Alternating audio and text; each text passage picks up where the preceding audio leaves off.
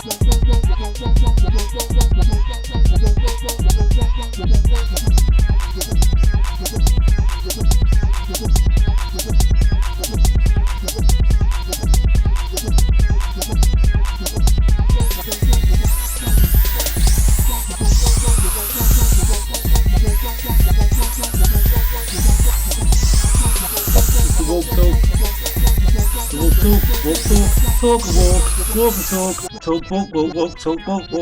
history, walk, talk.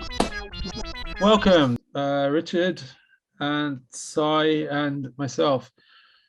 Now, we on the day we were joined by Adam and his girlfriend. They can't be here today, but they were a welcome addition to the walk. So, you know, a silent round of applause for them. Even though the girl didn't stay very long.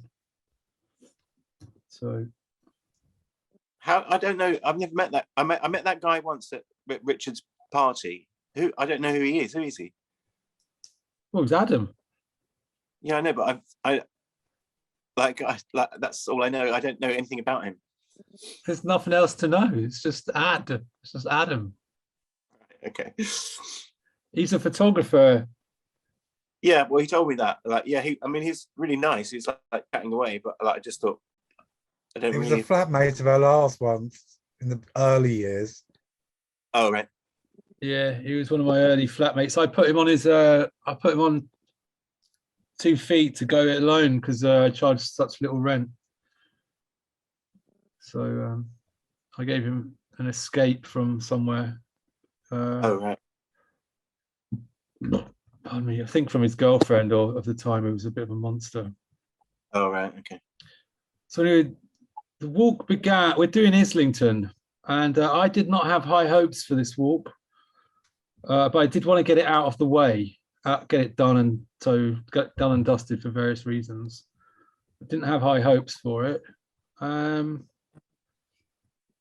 I won't do any spoilers. We'll begin now. The walk begins from Angel Tube. There were no suicides this time, as far as I know. What about you guys? Any suicides your end? No, I found it quite, it's not far from me, so it's quite easy to get to. Yeah. So anyway, it began at Angel Tube, which was first opened in 1901, and at nearly 200 feet, it has the third longest escalator in Europe. And this feature attracted a Norwegian daredevil who skied down the escalator in 2007, much to the annoyance of the local police, particularly as he was not caught. So that's interesting, isn't it? That's the start well. Yeah. It's a good start. What year did he ski down? 2007. Oh, quite, yeah. Yeah. It's like Must be a bumpy ski ride. No, he did it on his skis, Richard, on his skis. Yeah, but usually they go on snow. It must be a bit bumpy down escalators. No, down the central bit. Oh, I see. Between the two. No, but it's still got a little triangular Toblerone thing. Is it? There's little Toblerones, like as you go up, little to stop people sliding down on their bums. Yeah. He probably jumped those. Or they're probably in the middle. You, with your legs on the side, you can. You probably jumped those. Down.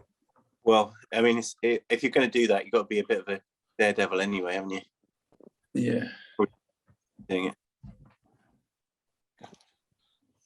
it. So that would have been when it opened. They had the steam tubes, steam engine tubes. Yeah. Yeah, you might be right. And it's also got a very wide platform. I did look that up, but I can't remember why that is. A wide platform? Yeah, if you go on to get the Northern Line on the Underground at Angel, the platform is absolutely massive. It's really like, there's loads of it, you can walk like this. It's really huge. I haven't noticed actually. I've never noticed the Angel. I've noticed the posher ones. I've never noticed that. Clapham, I've noticed, is unusual. No, but yeah, if you ever go to Angel, get off or get on at the Northern Line, and it's like wider than I think any other underground station that I've been in. I should be able to Google that. Yeah, I think it is. You can Google it. Why are the platforms at Angel so wide?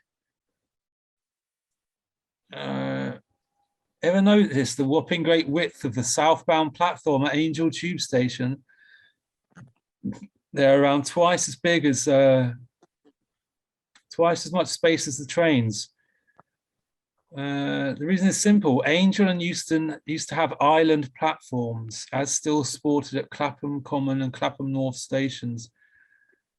Oh, I mentioned that earlier, didn't I, Clapham? Yeah, because that's what it was like there when it used to be like really skinny and in the middle, and then they got rid of that and made it wide on one side. I don't know what an island platform is. No, there's one. Yeah, like, is it a Clapham?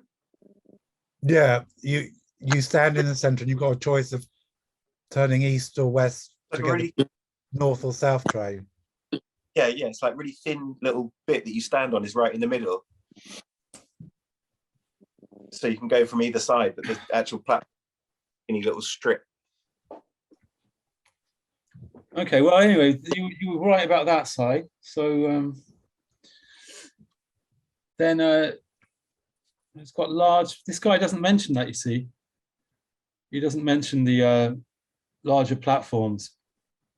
This guy. He's just he's a very lazy man. Yeah, I know. It's like, the facts are there. Fucking fill it in.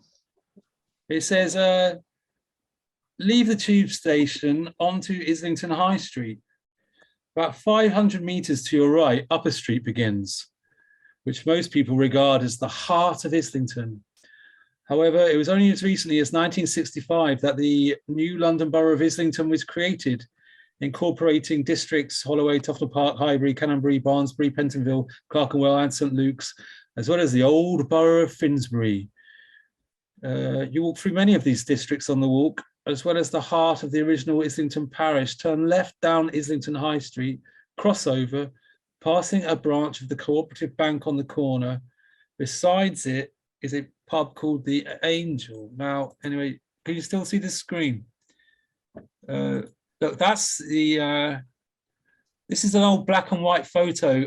That's where you see where the dome is? Yeah. Can you see my arrow as well? Yeah. Oh, you can. Well, dome, look down, that corner, that's what he's talking about here. Yeah, can you see where my arrow is? This. Yeah. Yeah, this is an old photo. I can't remember what date it is. There's another one, same corner. It's a little bit later on, I think. Yeah, that's there. It's got the dome. That's later, I think, after the war. Where's the dome in the second one? Because this is what's been rebuilt, I think, after the war. No, but the dome's still on it. No, it's not. Dome here. Where? Yeah, that bit up there is still there. That's not a dome. Oh, what is it? Oh, it's the same as this thing on the other side, a kind of a remembrance of a dome, the ghost of a dome. It's not an actual full-on dome, is it? The picture you're looking at now is the more recent picture. I think so, yes. Yeah. And this is the bang up-to-date one. The Angel. Oh, right. Yeah, it doesn't quite. Well, anyway, he says, passing a branch of Cooperative Bank on the corner with the Pentonville Road. Yes, I was right. That was the corner where the Cooperative Bank was. Beside it's a pub called the Angel. The bank occupies the site of the old Angel Tavern, and that gave this area its name. What's the next picture? The inn had medieval origins and was later rebuilt as a coaching inn. It became an important overnight stopping point for travellers who did not want to risk running into the robbers who plagued the fields between Islington and central London after dusk. In Charles Dickens's Oliver Twist, John Dawkins, otherwise known as the Artful Dodger, had a different strategy while guiding Oliver into the city. In the book, he only wanted to enter London after nightfall, meaning when all the robbers were about. The Angel was rebuilt twice during the 19th century, and the current building occupied by the bank dates from 1899. After it stopped being used as an inn, it became a Lyons corner house, you know, one of those smart tea houses. So, you know, it's starts, you know, it shoots off with a bang, this talk, and then suddenly, that is a nice detail about how people were scared to go further into London after dark. And so they wanted to stop at the Angel of Islington. And it's a nice detail about the Dickens's characters doing it, you know, ne'er-do-wells doing it the other way round. You know, that's a nice detail. But okay, nobody's got anything else to say about that. Okay, so then we crossed over the junction and followed the map south along St. John Street and head right along Chadwell Street and then left along Arlington Way to reach the Sadler's Wells Theatre. There we are. If the theatre is open, you might want to go inside. It wasn't. The name Islington is probably a corruption of the original Anglo-Saxon settlement known as Gislandoon or Gisler's Hill. The original village of Islington was based around St. Mary's Church on Upper Street, which we will visit later. For many centuries, Islington was known as the dairy of London, its cows producing milk sold throughout the capital. So it's a very lots of fields and farms and cows. And yeah, the cows were going up and down the, you know, the roads there. Bit busy with livestock. Yeah. Yes, it also became a stopping point for cattle and sheep that were being brought to London from the countryside. The last chance for the animals to be rested and fattened up before they were sold and slaughtered at Smithfield Meat Market. We'll do that one day. And then you got this, there's a huge... It's quite a wide road, that main road is Upper Street. So that's why, I guess. Yeah, it's for all the cattle and sheep. Yeah, but that doesn't make any logical sense because the cattle and sheep were herded all the way to Smithfield Market. So, but they stopped off, didn't they? Yeah, I understand. As a sort of central spot, and then they went off in different directions. They get fattened up and then they go down there. I hope the actual historians who stumble across our podcast respond well to our happy amateurism, you know. They just, you know, whatever. Smithfield was anyway. Then you get this one of these big info dumps by him, you know. This is where spring was, isn't it? The water spring. Yeah, we're getting to that. We're getting to that quite soon. Many of the cattle and sheep drivers he says drovers. That must have been the old word for it. Needed somewhere to stay, and this fueled the growth of inns and various entertainments along the main roads through Islington Village, principally upper and lower streets. And it's still like that now, isn't it? It's very much all, you know, inns and theatres and entertainment, isn't it, that area? Yeah. Current Sadler's Wells Theatre is thought to be the 6th on the site and dates from 1998. In medieval times, a religious order, he doesn't say which, occupied the land here and used a well whose spring water apparently had miraculous healing properties. During the dissolution of the monasteries in 1530s, Henry VIII is supposed to have ordered that the well be covered over, regarding it as an unwelcome relic of superstitious practices. By 1683, a surveyor named Thomas Sadler owned a property here, and while he was doing some construction work, the old well was uncovered.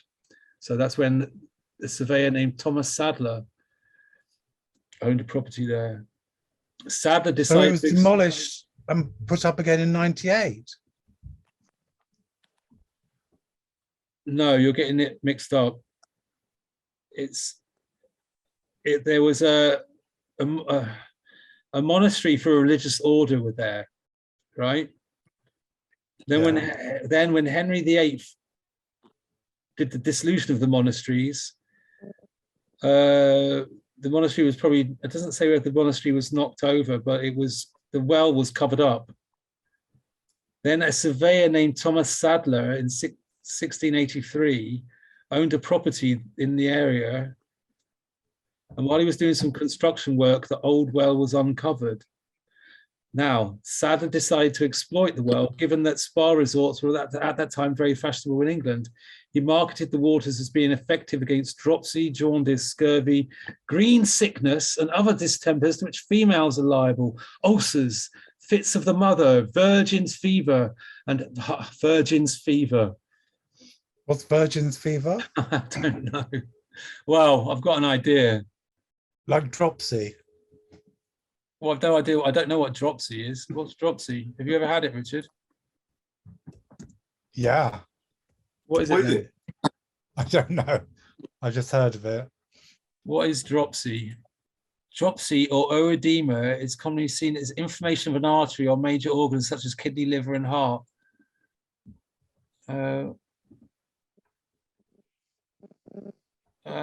It's water getting clogged up in its fluid build up in like your arteries or a major organ. Oh. And I hesitate to type in Virgin fever. yeah, because I don't know what I'll get back. Might get on some kind of list. At the beginning of Sadler's Wells, you said it had been rebuilt how many times? 6 times or something.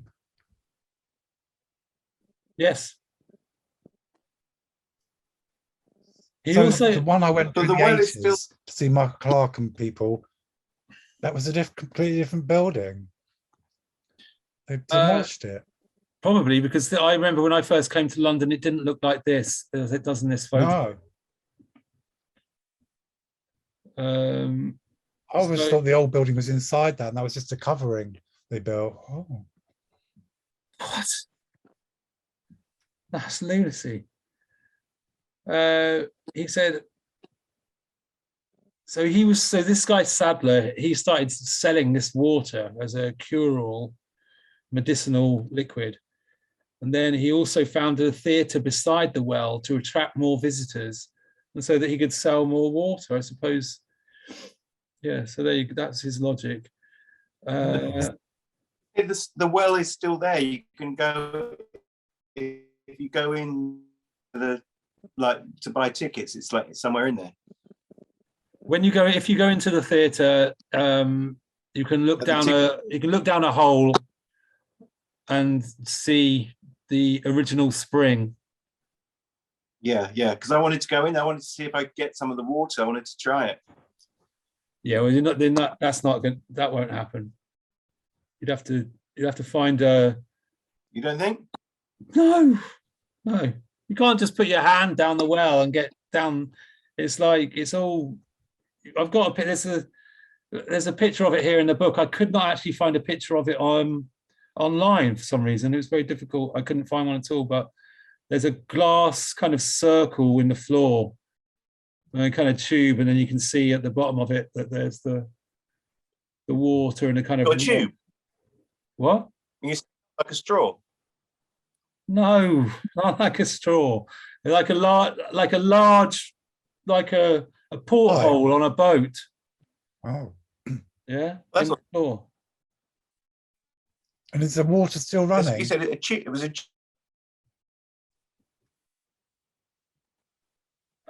I want to try this water. Well, you're not going to get the chance. You're not going to get to. You can't. Is it dried up now? No, the water's there. You just can't get to it. Okay. Right? You I can bet see someone- it, but you're not allowed to Some- touch it. Bet someone could get there and get that water. Well, get your fucking weirdo friends to organize it. The ones that go out on the tunnels. Yeah, I reckon you could market it again. You know, I reckon it'd be a good seller.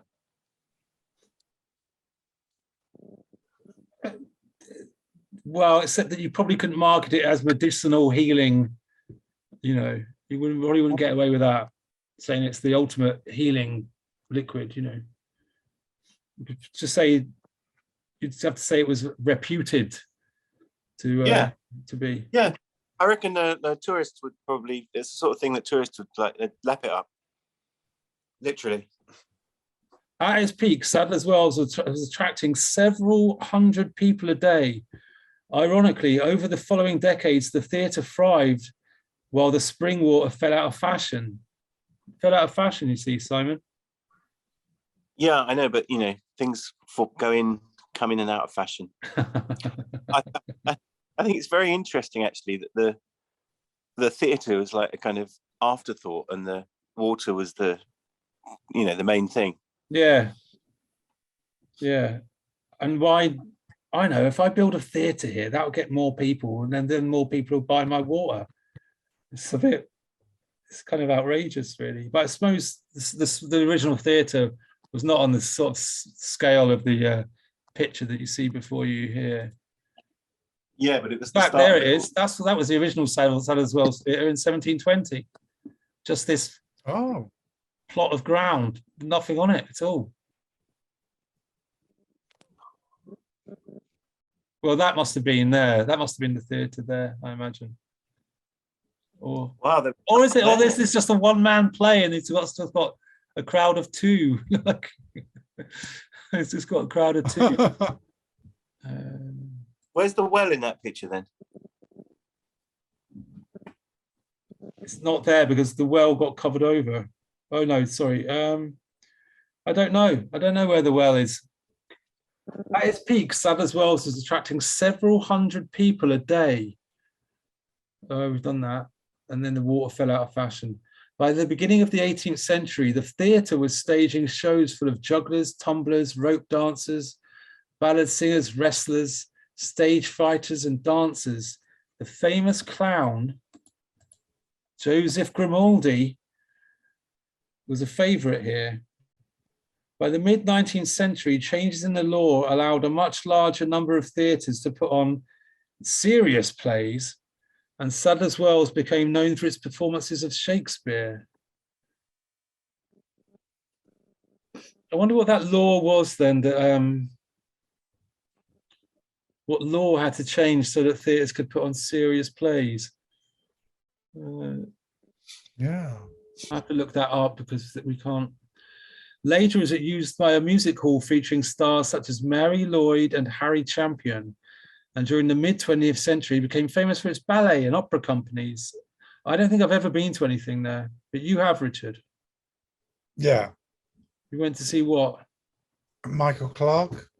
Oh yeah. And another one. I can't. A couple of other things there, I think. Was that the Curious Orange? Maybe Ballet Rambert. I went there when I was working for the art handling company.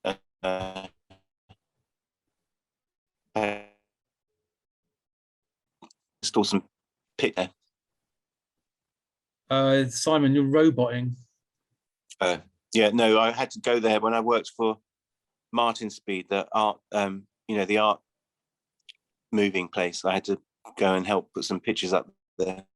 Any interesting event while you did that?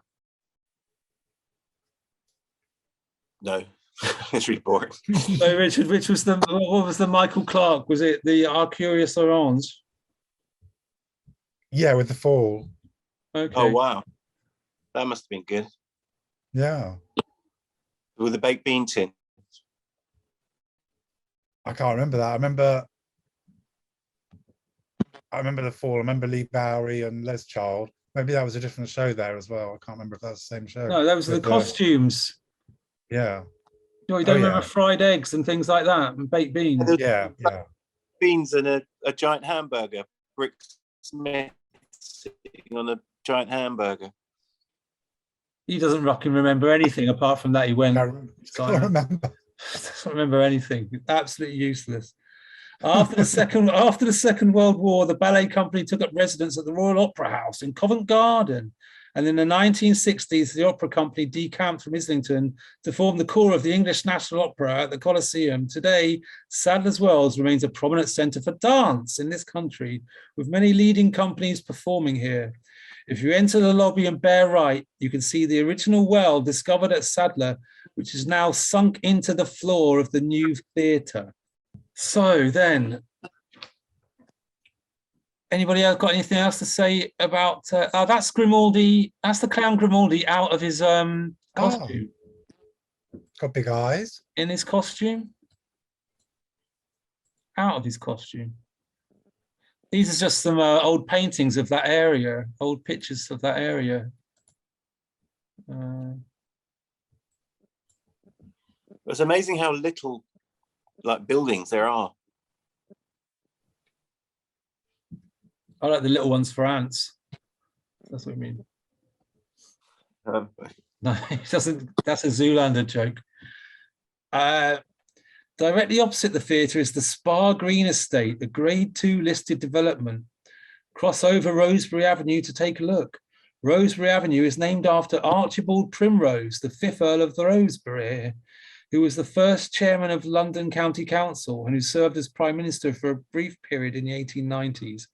You will start to notice that many parts of Islington are named after politicians.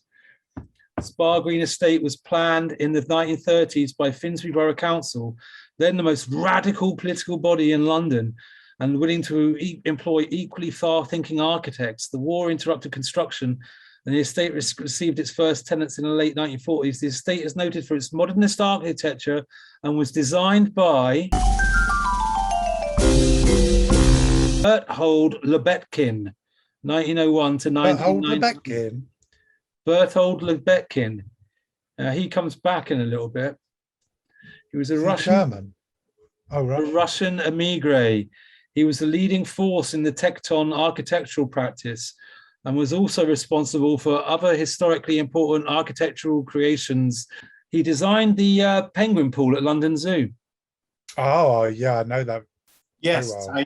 The nice windy walk for the penguins to go walking around. Like a little slidey bit. Is that what was that animal program that was on the telly when I was a kid? Animal Magic? Yeah. Was that filmed there? Yeah. All the time. With, Johnny Morris. Yeah, was that filmed at the penguin bit? No, they often had the penguins on there, yeah. Right. So but I will no, it's not really had a space age vibe to it.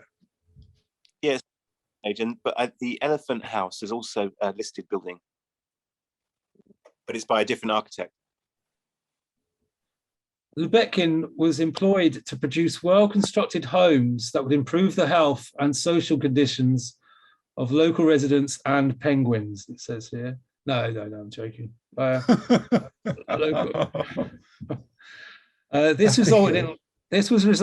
resulted in what was regarded as the most innovative public housing development of its time. The Minister of Health, Honorin Bevan, laid the foundation stone in July 1946, and Princess Margaret planted a plane tree during the ceremonial opening 3 years later. We couldn't find that tree, could we? Or at least we didn't have time to. We didn't have time to. We found another tree, though. Yeah. What tree was that all about? It had a plaque on it.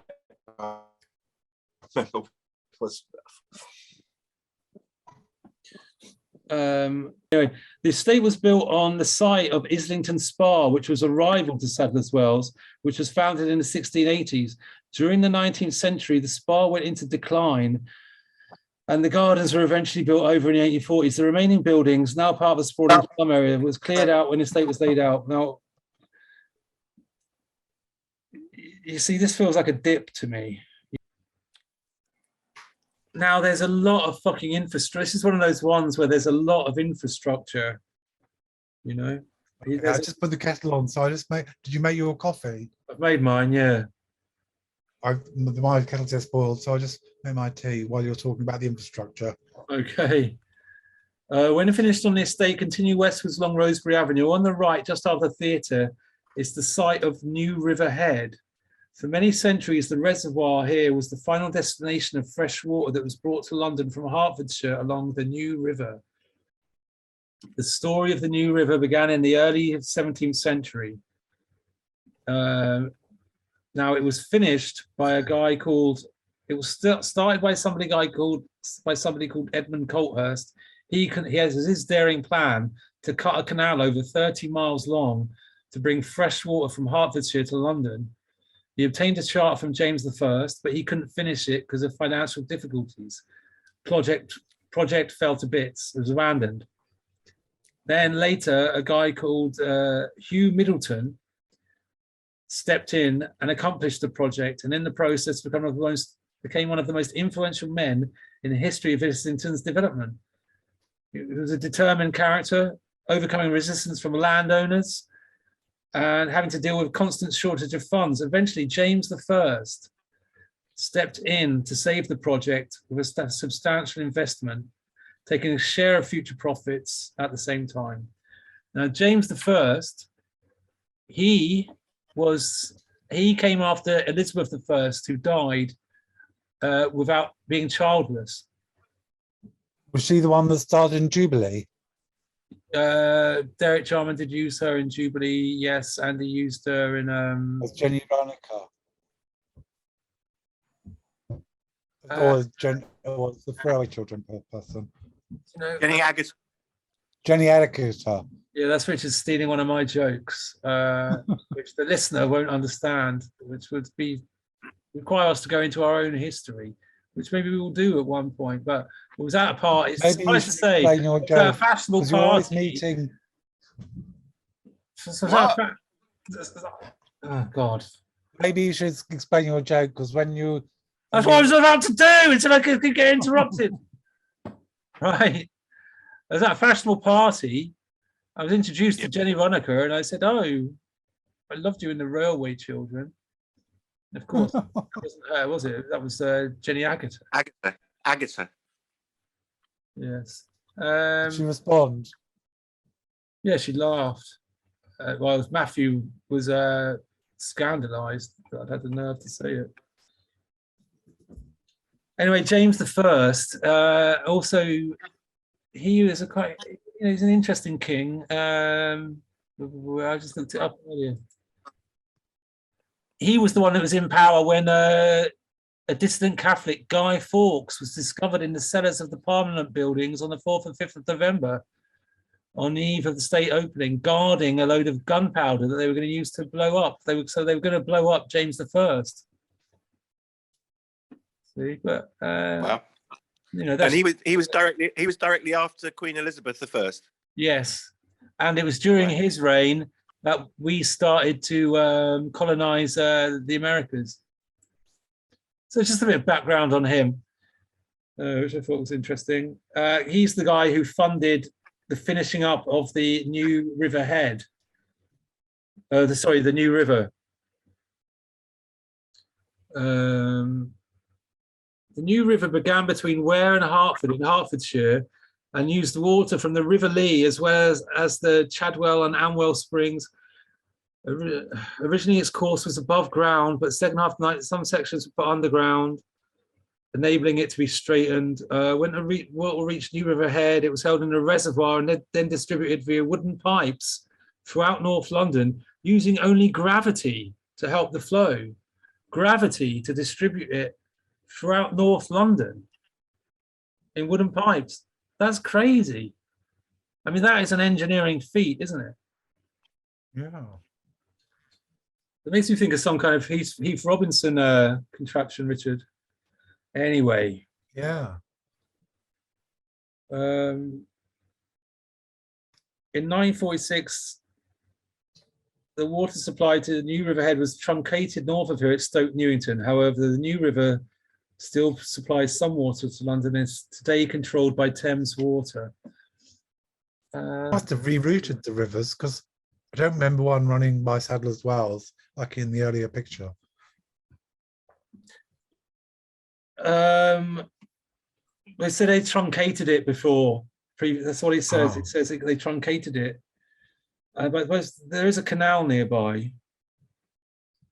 You know, in 1946, the water supply to New River Head was truncated north of here at Stoke Newington.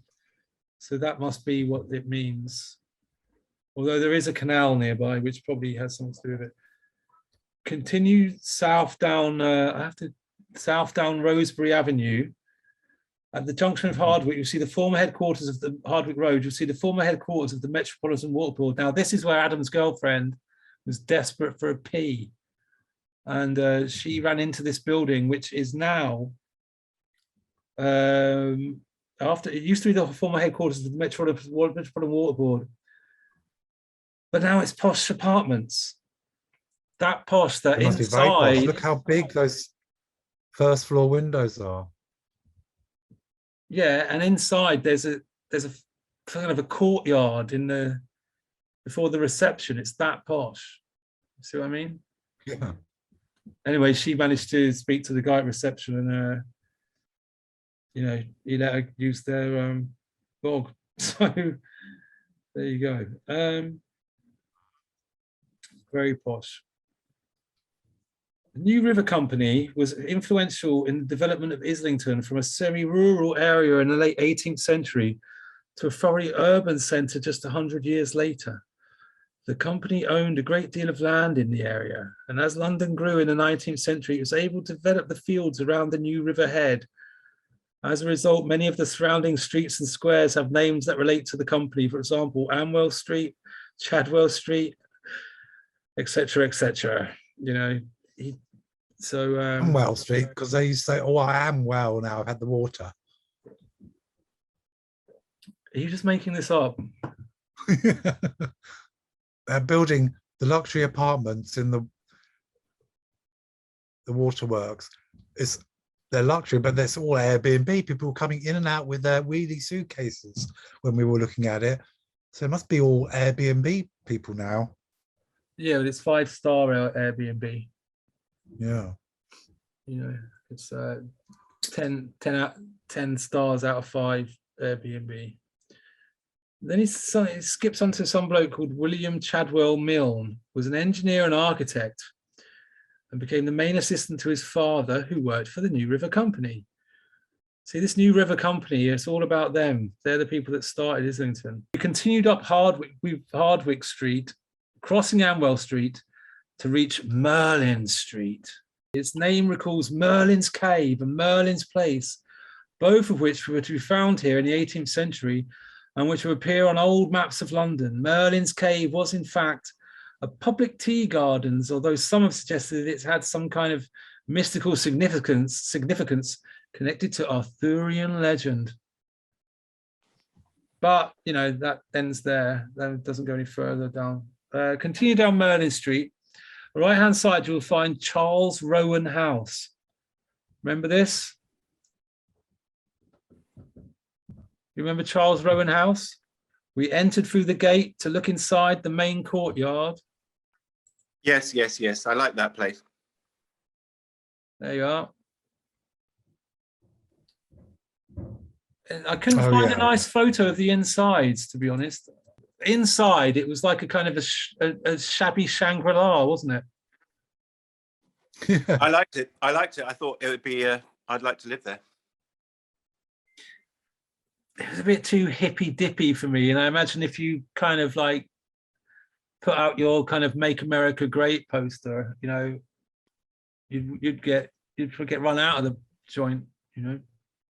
I don't know. I've no idea. There was some pretty, like, there looked some like kind of skanky people who lived there as well. Yeah, I get the feeling there's always be somebody knocking at your door to borrow a blim for a spliff, you know. Got a blim from a pipe, mate. I don't know. I just thought it'd be a nice, you know, I just like the courtyard, and I thought it was you know, it's a good area to live in. I thought it was full of smelly middle class hippies, always knocking on your door to borrow. Got anything from my pipe, mate? Got to have a puff of my pipe, mate. Got to have my grass. Maybe, I don't know. I like Percy Circus more though. What did you think, Richie? You know about these things. What's the blim? Blim, Bit it's of hash. a little bit of hash. Oh, Yeah. Nah, it was all, I felt like it made me think of underpants that needed a wash.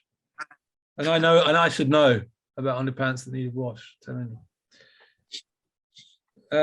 But I'll read what this guy says, because we've sort of leapt ahead, knowing what it. Enter through the gate to look inside the main courtyard. Like the Spar Green estate, this is another example of a well-built, publicly owned housing development. Grade 2 listed. It dates from around 1930 and was originally intended for married policemen. It's named after Sir Charles Rowan, 1782 to 1852, an army officer who served in the Peninsular War and fought at Waterloo before becoming the founding senior commissioner of the Metropolitan Police in 1829. Retrace your steps onto Amwell Street and continue north. You will soon see. What do we see? What did we see next? Anybody? The fig tree. the tree. Yes. You both got it right, actually. And it was tree, but it was tree. It's actually 3 fig trees, isn't it? Yeah. Yeah, but it didn't look like this. These are old photos. I couldn't find a recent one. Oh, wow. I think these are from the 70s, these photos. And it's far more exposed and bigger than it is now, I think. Although it was very green, wasn't it? But I think it's all been, Yeah.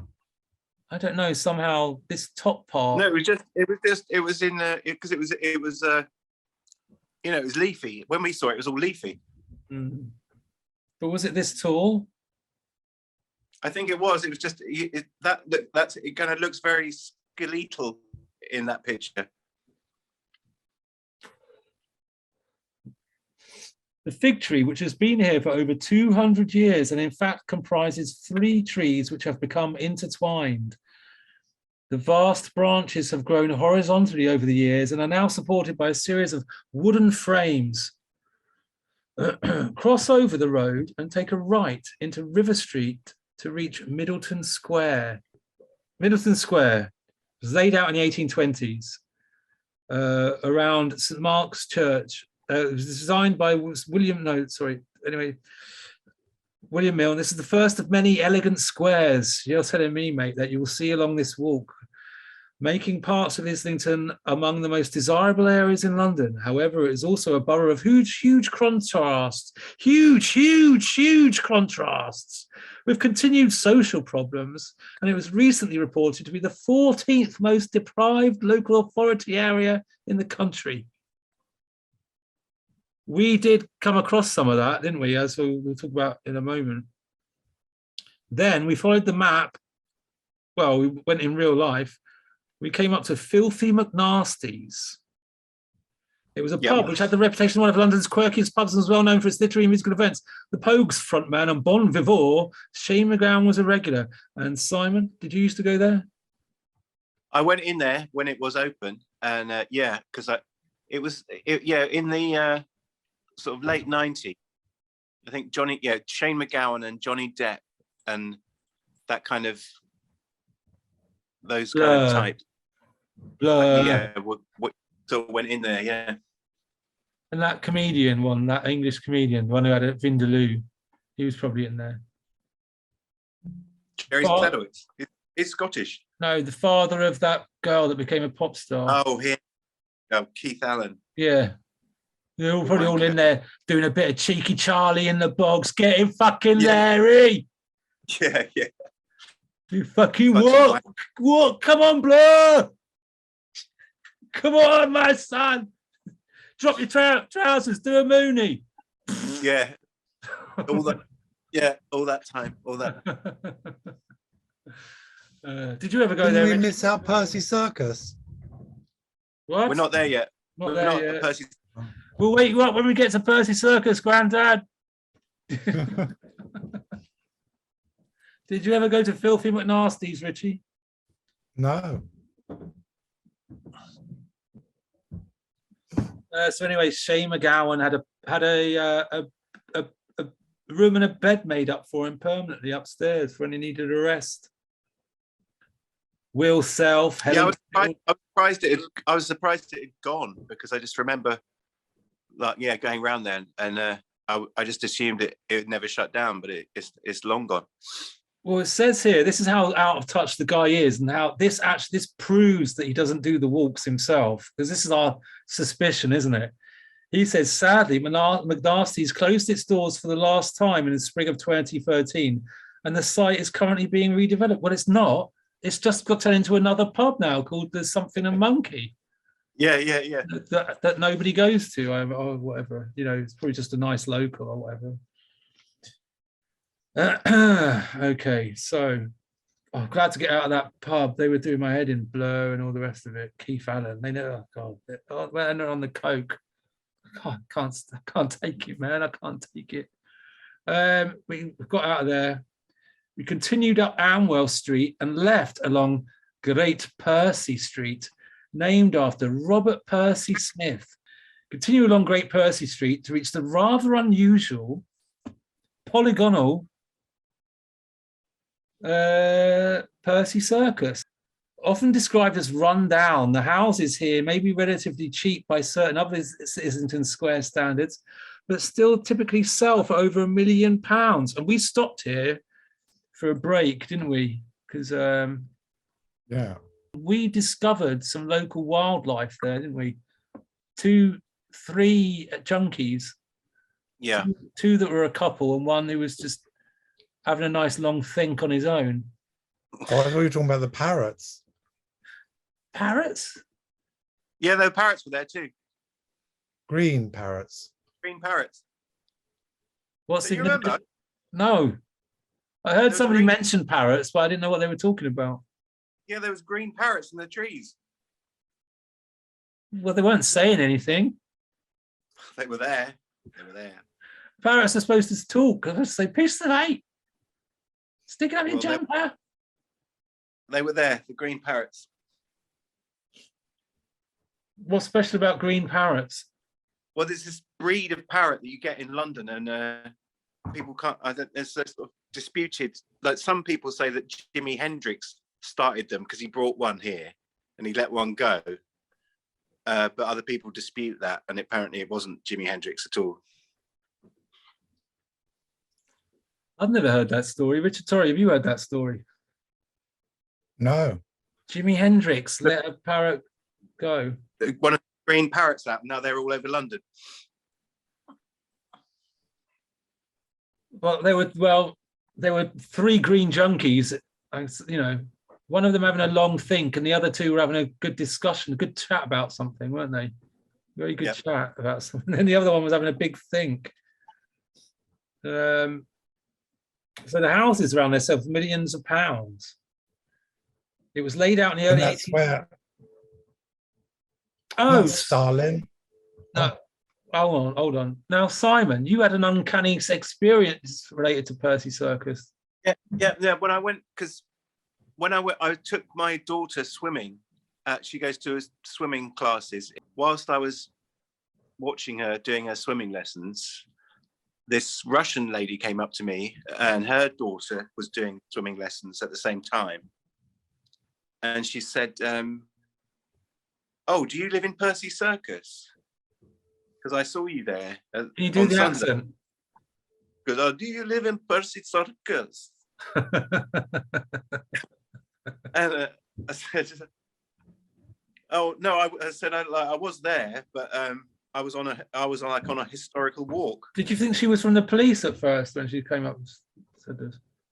No, she just looked like a sort of, mum, like, middle-aged mum. But she said that Percy Circus is the only residential circus like that in London. And I told her, "Oh, I'll put that in the podcast." I told her that, like, we did a podcast about it, and I told her that I'd mention it. Did you tell her? Did you get her email so you could send the podcast to her? No, but she'll probably be there next week. Okay, all right. On Wednesday. Yeah. Was she sexy? Well, she was all right. Now, who was the most famous resident of Percy Circus? Lennon. John Lennon. Yes, Richard Torrey is correct. Well done. 1870. He lived there from 18. No, he. I can't. Well, Lenin. He lived from 1870 to 1924. He lived at number 16 with his wife in 1905. Lenin stayed in London several times before the Russian Revolution in 1917, largely to avoid persecution in Russia and to attend secret congresses of the socialist and Bolshevik movements. When Lenin first came to stay in London in 1902, he lived with his wife around the corner from here at 30 Holford Square. During the day, he edited the Iskra newspaper from his office on Clerkenwell Green. In 1905, he returned to attend the first Bolshevik Congress in London and stayed with his wife at number 16. There is a plaque outside. A number of other people attending the Congress stayed at other addresses in Percy Circus. So for a brief period, this was arguably the most radical street in the world. Comments? None? Yeah, that house, the Russian house wife, also mentioned the Lenin connection. Did she give you a wink when she said it, as if this, like Lenin? No, she said, "Oh, the thing of Lenin." Lenin. Yeah. Yeah. Winked. Now then, he said to go up this narrow path that leads off Percy Circus, and he says it leads into Holford Gardens. I would say it leads into one of the most dangerous areas I've ever fucking had to wander through. It was like, I don't know, man. It's like, looked like the gardens at Broadmoor. We had to walk around. It was scary, man. It wasn't that bad. There was a vibe there. There was a vibe of danger. Big Just dogs. like people with dogs, that's all. Yeah, big dogs and evil in their hearts, mischief on their minds, hubris in their heart and mischief on their minds. These stand on the site of the former Holford Square, which was laid out in the 1840s. The square and Lenin's home of 1902 were destroyed during the Blitz. Walk through the gardens on the left-hand side. He says it gardens like there was something lovely. It was like pound shop gardens, pound shop gardens. Then we got a bit confused here, didn't we? And then got sort of lost. Then bear right, blah, blah. Anyway, eventually we reached Evin Court. Its distinctive design, another example of the Soviet-inspired style of Berthold Lebutkin. This is the outside of the building of the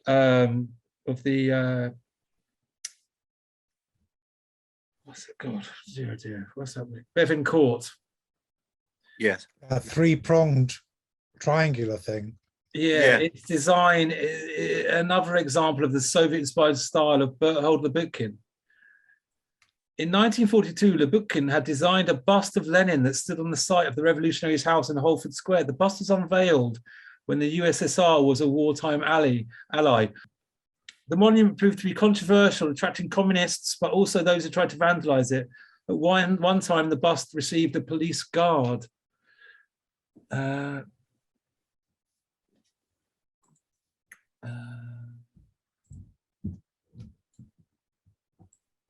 Now, this is the inside of the building. Look at these strange stairwells. Look at that. Simon, you'll like this. Well, hang on. Oh, wow. Oh, we should have That's gone inside. in. We should have gone in there. Look at that. Yeah. Oh, it looks really good. Oh, Oh, wow. Oh, I've got to go back there. I have to go back there. By the time Lebutkin began to build new council housing on the World War II bomb site, the Cold War had begun and the USSR was now Britain's enemy. The original plan had been to call the new complex Lenin Court, but to Lebutkin's disgust, This was vetoed as being inappropriate. It was instead named Bevan Court after Labour Minister Ernest Bevan and was completed in 1954. Lubetkin had his revenge by placing the bust of Lenin inside the foundation of the stairwell at Bevan Court, where it remains to this day. It doesn't actually. I researched this, and although I haven't noted it down, it's been moved elsewhere. So the guy is wrong. Where is it then? The memorial was, however, repeatedly attacked by mostly like fascists and eventually was removed and put in storage. It is now on show at the Islington Museum on St. John Street. So why he didn't know that, you know, how he doesn't know that, he just says, oh, it's still there. It's not. It's in fucking, there's the bust there. Can you see it? There we go. Yeah, well, it's in the Islington Museum now. So how, you know, it took me, anyway, so continue along Krugshank Street, turn right onto Amwell Street. And this is where you, George Krugshank, my picture behind me of the clown Grimaldi, that's drawn by Krugshank. Krugshank was an illustrator for many things, one of those being Dickens. He lived at between numbers 69, he lived at 71 Amwell, somewhere, he lived at somewhere on Amwell Street. And he illustrated books by Charles Dickens. They fell out, and after Dickens died, Krugshank wrote a controversial letter to the Times claiming that he had provided Dickens with the Oliver Twist story. So, he lived a long time, 88 years. 86. 86 years, Rich. That's a picture of him. No, he looks intense.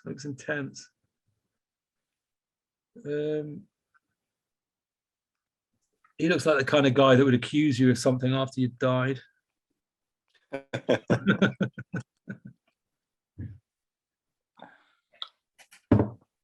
think your maths are wrong. No, it's not. My maths are right. Oh, all right. 92. Right, what's 92 from 100? 8. Yeah? Yeah. Add 8 to 78. It's 86. Oh, yeah. Oh, yeah, yeah. I'm the stupid dumbo. Cross over Amwell Street to reach Claremont Square, one of the most unique in London. The square was developed in the 1820s around the old Upper Pond Reservoir. Do you remember this bit? Anyone? Yeah. The bit we River couldn't Company. find the entrance to. No, we couldn't. This picture here is the building of it. Wow. The building of the reservoir. I must remember to go back there to find the entrance. There isn't one. You won't get in.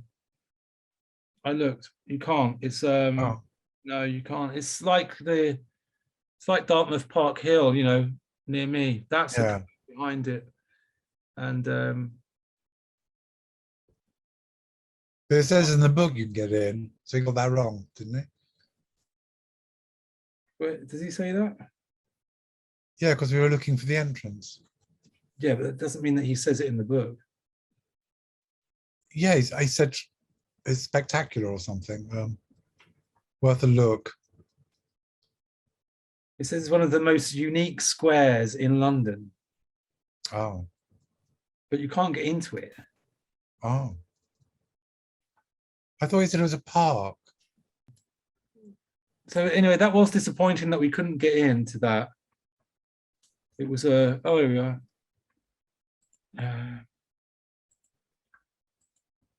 That was disappointing. That's them building it anyway, the reservoir. Well, the square is one of the most unique in London. The square was developed in the 1820s around the old Upper Pond Reservoir of the New River Company. The Upper Pond was built in 1709 in order to boost water supplies for the New River. It was originally open to the elements, but after a cholera, the cholera is back. After, well, not back, but it's the same time as before. In the previous walk, the Soho Walk. In 1846, a cholera epidemic in 1846, new laws were passed that prohibited open areas of standing water, and the reservoir here was covered over in 1852. This explains the unusual mound in the middle of the square.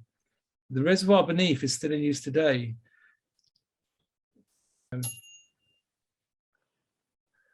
Who's that dinging? Not me. Okay. From Claremont Square, head north to reach Pentonville Road, where we saw the famous Pentonville rubber, didn't we? Yeah, Pentonville rubber. I remember it well. Up there many times. Yeah, Rich has been going there for fucking 40 years, Rich, I would say. Yeah. Yeah, because I used to live in King's Cross, and it was just down the road from there, and I didn't realize it was such an institution, but it's been there for ages. Pentonville Road was named after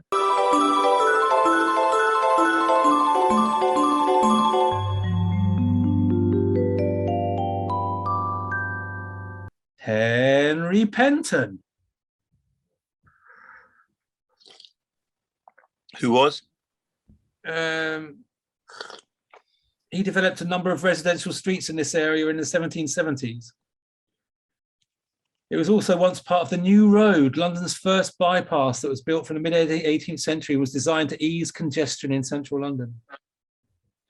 The New Road diverted cattle and sheep heading for Smithfield from the crowded streets of central London, and in so doing helped the growth of Islington as the village benefited from the increased passing traffic. Cross the Pentonville Road, walking up Penton Street for a few minutes before turning right into Chapel Market. Chapel Market, as its name suggests, this is home to a street market. Yeah, but what about the chapel bit? Come on. It is open every day except Monday. One of London's last remaining traditional street markets, selling Rizzlers,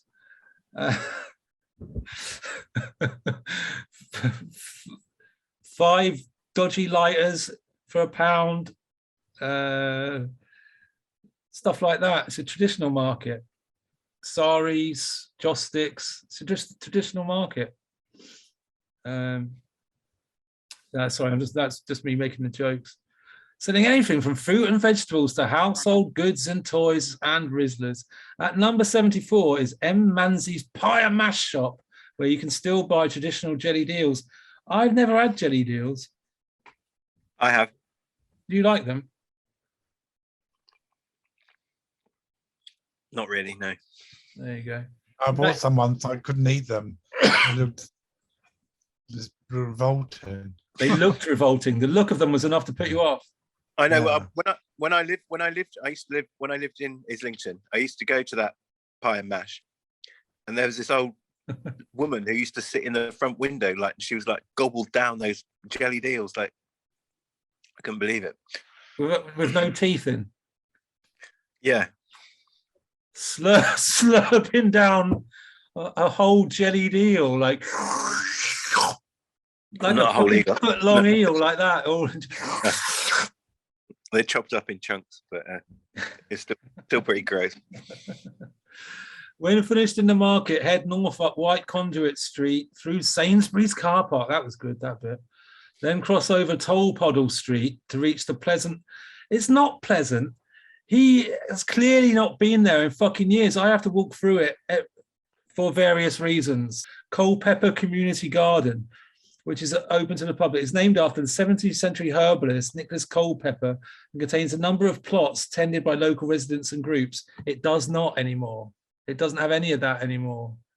You know, he's seen pictures from the 1970s that make it look like this bucolic, South Asian sort of Thai paradise.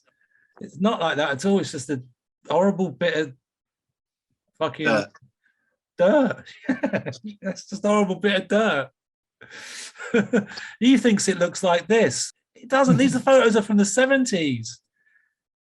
You know, that's what it looks like now. Just a horrible bit of dirt with a playpen over there. Yeah. Not this, the bucolic good life fucking Taiwan garden. This guy's out of touch, man. That's Nicholas Culpeper, though, the guy who is named after, the herbalist. He was a herbalist. Yeah. And he was called Pepper. Culpeper.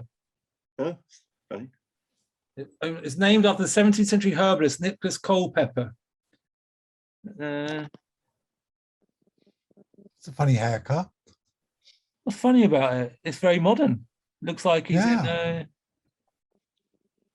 He's got a poem here. View in this face, whom heaven snatched from hence, our physical and starry influence. Had not great Culpeper such order took, in spite of fate, to live still in this book. So, walk along the east side of Cloudesley Road, and at the top bear left into Copenhagen's Fleet, shortly up the right head, north up to Barnsby Road with the 10-acre Barnard Park on that side. Do you remember Barnard Park? They were making a film in there. We couldn't go in. Yeah. Yeah, and it was, you may wish to walk through the park. No, we didn't. And then he just gave us a load of crap about. It had been. Sorry, I've been a bit. Before 1800s, Barnsbury was mostly covered by dairy pastures and pleasure gardens. And a tavern just to the south of here, named White Conduit House, was popular with Londoners. Then you get this whole thing about cricket. I'm not interested in cricket, so we'll skip that. Sorry, listener. You can look that up with yourself if you're interested. Follow Barnes. That wasn't interested. For some reason, he wanted to look at these two addresses of. I couldn't understand why, so we move on from that. I'm cutting that bit. I hope you understand. At the northern end of Barnard Park, turn left along Richmond Avenue and then take a right into. Where can you recognise that, Simon?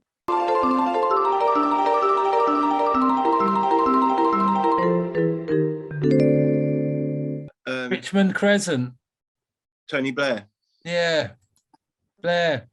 Look, we did it, Sherry. We did it. Oh, Tony, things can only get better. I don't know what that's all about. There he is. Look. Hey, steady on, steady on. Calm down, calm down. So you used to run around this area, didn't you, Simon, in the 90s? Yes, I lived there. Ever just bump into, sorry? Ever bump into Tony Blair? No, but I remember. Yeah, it was that whole era, that the 90s, when he got in, and I was living there. Cheeky line of coke, blur in the corner. Yeah, that time. Go down the gay club. Oh, they're all right.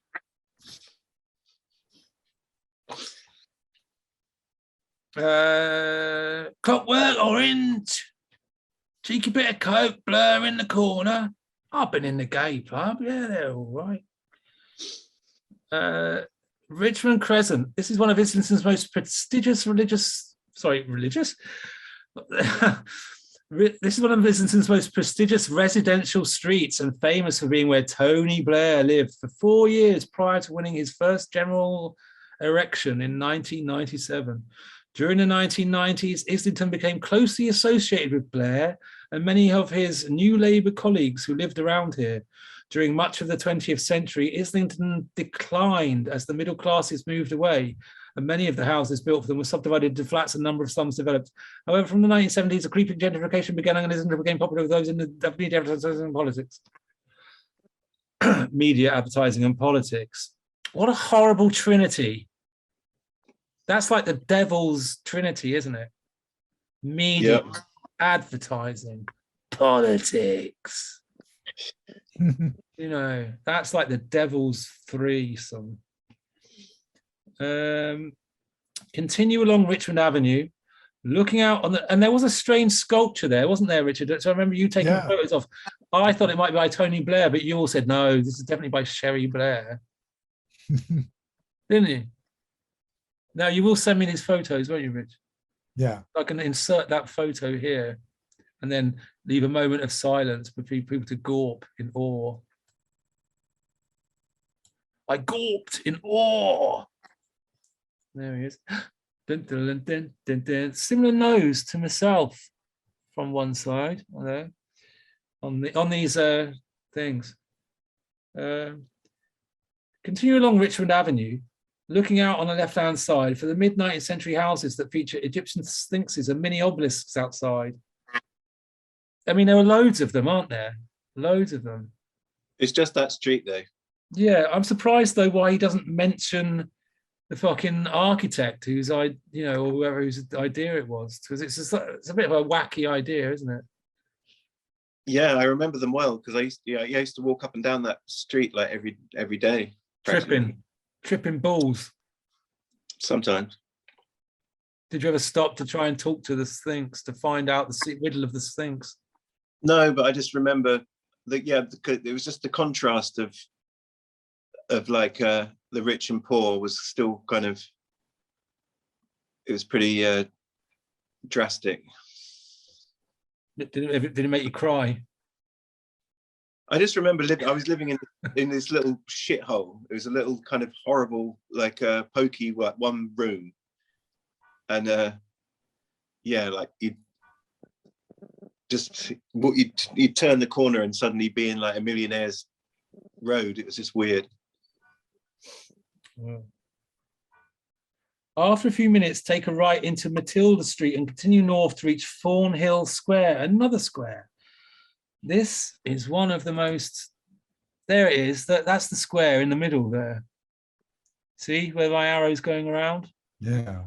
That's it. Thornhill Square.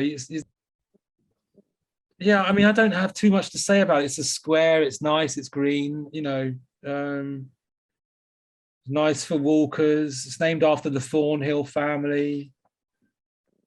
Now, actually, on that square was Adam liked this. Edith Margaret Garood. She was a suffragette and teacher of jiu-jitsu to the suffragettes. Right. Yeah. But it's Japanese jiu-jitsu. It doesn't work. She's a minute woman. It's just, this is just propaganda.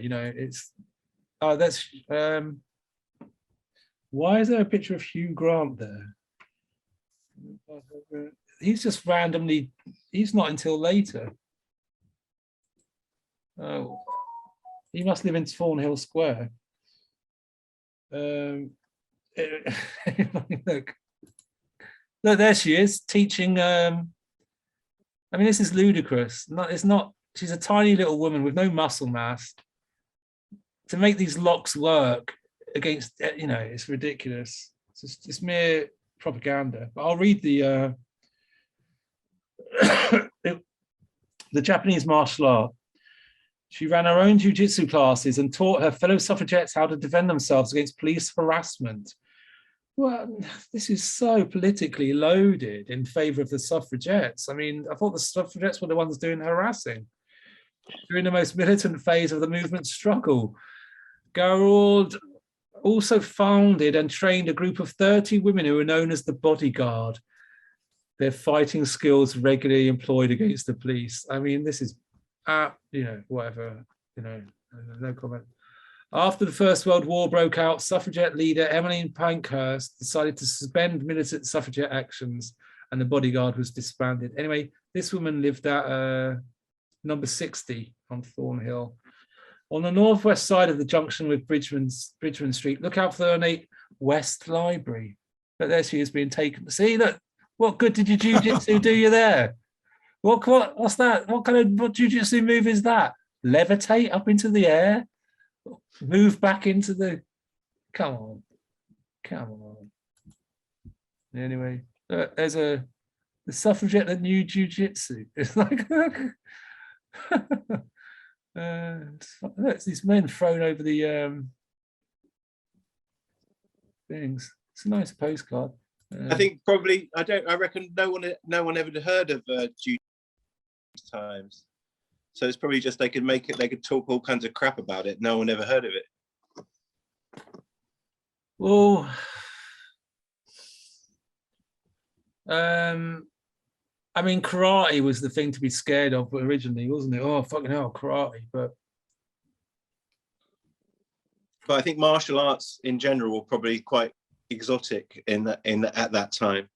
Anyway, This is the West Library. This photo doesn't do it justice, actually. In what I'll say about this walk, what it definitely had going for it was it's good company up to a point, and it was a nice day. None of these photos are doing it justice. It was a nice, crisp autumn day, wasn't it? Yes, yes, Very warm. yeah. It was warm and it was leafy. And it was a nice light. It was nice kind of autumn light. For me, that was kind of the best part about it. There was a lot of kind of just sort of existential wandering through deserts of poshness, I found. Like one square is it's as much the same as another fucking square, you know, really, to be honest. But it was pleasant. Yeah, from this section till we got to the special rocky thing, it was a bit boring. Yeah. Yeah, I mean, there are little details about the West Library, which look nice. It's got a Byzantine striped pink and yellow design of the brickwork.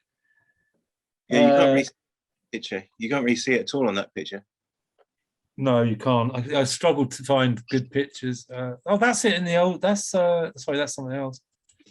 I did enjoy looking for the pictures, stumbling across the old pictures, the older pictures, you know.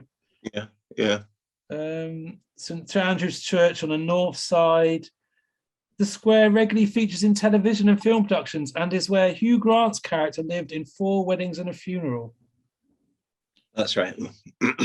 I don't think I've ever watched that film. Me neither. Richard? I have seen it. I thought it was set in Notting Hill, but they pretend it was Notting Hill. Do they? I mean, I know that he's in another film called Notting Hill. Oh yeah. Yeah. I'm just scraping dry skin from my scalp.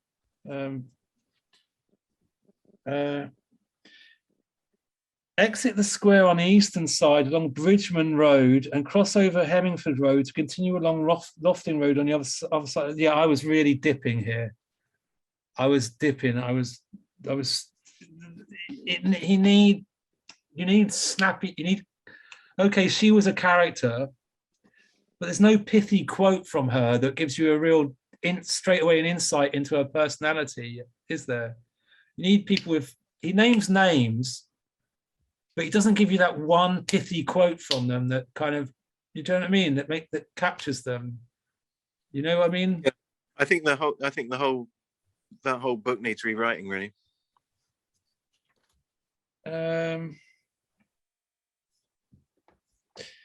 Bars, we missed the Islington Workhouse. We missed that. Lonsdale Square. Now, this is my biggest error. I took it well because I became so incensed, and I'll say this for the listener. Currently, there's a fad in London for posh people to get greyhounds, whippets, or lurchers. You see them walking them around. There's nowhere to let these animals run in London, and they need to run. They have to run. So that's just cruel to have them in London right now. And currently, there seems to be a fad for them amongst young posh couples. You know, and it enrages me. So I just saw this couple, and they were enraged, and I needed to rant about it. And in my rage, I took us down the wrong street. So I took us into some strange square, which I was talking about calling it Lonsdale Street. It wasn't bloody Lonsdale Street at all. It was something else. Yeah, that's somewhere. Somewhere else entirely. So we missed a few things. We eventually ended up back on Upper Street, didn't we? Did I say existential deserts of posh? Yeah. Okay, well, we ended up on Upper Street, the heartland of Islington. Then we visited we did not visit the Electric Cinema, but I will read about it. It was here we are, the Electric Cinema. There's a photo of it, which is now a Cafe Nero. The small entrance dome is original to the cinema, which was opened in 1909 by Electric Theatres Limited, the first enterprise to open a chain of cinemas in London. Opposite is Islington Green, a surviving, this is interesting actually, a surviving triangle of common land that sits in the apex between Upper Street and Essex Road. At the south end is a statue of the New Rivers creator, Sir Hugh Middleton, dated from 1862. Upper Street is now very fashionable, with some of the best restaurants in London and a number of well-known theatres that rival the West End. However, in the 19th century, as urbanisation continued, it was given the nickname the Devil's Mile because of the number of pubs, peep shows and brothels that existed here. In the pamphlet, London at Midnight, published in 1885 by Henry Vigar Harris, the social commentator mentions the statue of Middleton and how behind it is a huge drinking saloon, which is now emptying its human contents in the road. It's an interesting fact that within a radius of 1.5 miles from this spot, there are 1,030 public houses and beer shops. Vigar Harris goes on to describe Islington as one of the most debauched districts the city contains. The devil's imps seem to perambulate through it, both day and night. It's past midnight, and look at these young girls with their besotted countenances. They have been torn from all that is pure and bright, swept as by an irrepressible torrent into the sea of vice. Young men who walk with unsteady gait and with their heads bent low. If you walk around here at midnight on any given Friday or Saturday, there is a fair chance you will see a few drunks stumbling around as they exit one of Upper Street's many pubs and bars. So perhaps things have not really changed that much since Vigar Harris's time.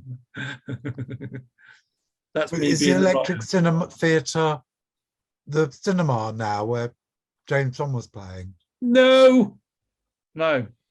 Oh, okay. No. I was doing. I just want to explain that in that I was impersonating not only Vigar Harris, but afterwards I was impersonating the writer the writer of this book. So just so you understand. Just a few doors further along, look up to see the Gracie Fields blue plaque. Fields began her career in the north of England and always kept her strong Rochdale accent. However, her great success came in the music halls of London, and she spent 3 years, 1926 to 29, living above a sweet shop on Islington Green while making her fortune. In the 1930s, Gracie became a major movie star, playing plucky working class girls, fighting against the odds and managing to sing about it. I've never seen one of her films. This plaque was unveiled in 2011 in recognition of a brief but important time in Islington. Retrace your steps up the street. Just on the left is the Screen on the Green Cinema, originally the Empress Picture Theatre, which opened in 1910. You can still see its distinctive original lines from the outside. The Clash made their London debut here in August 1976, sharing the bill with the Buzzcocks and the Sex Pistols. Were you there, Richard? No. Past Thurburton Street, cross over to continue north, up Upper Street, looking out for the spire of St Mary's Church. But before you get to that, there's Angel Studios, where numerous famous artists, bands and orchestras have made records, including Adele, Eric Clapton, One Direction, and Little James Morrison. And this is St Mary's, that's St Mary's Church. I don't know, it's a church, you know, a church. I don't tend to care too much about the churches after that other one. Got to have some, St Mary's, it's Islington's original village church. So when it was all fields and sheep and that, this was the church. Well, not this one. The first recorded church on this site dates from the 12th century. The current building was consecrated in 1754. In the early 19th century, St Mary's was only a church in Islington, so it's a church. It's opposite the King's Head. Only 8 minutes left. Pardon me? Only 8 minutes left. Yeah, on this bit. Then it's opposite the King's Head Pub and Theatre. I mean, I don't know. Since 1970s. Nation's best actors, playwrights, blah blah blah. Just a few doors down is the former site of the Granita restaurant, currently an estate agents. That's kind of ironically fitting. According to political law, it was at Granita one night in 1994 that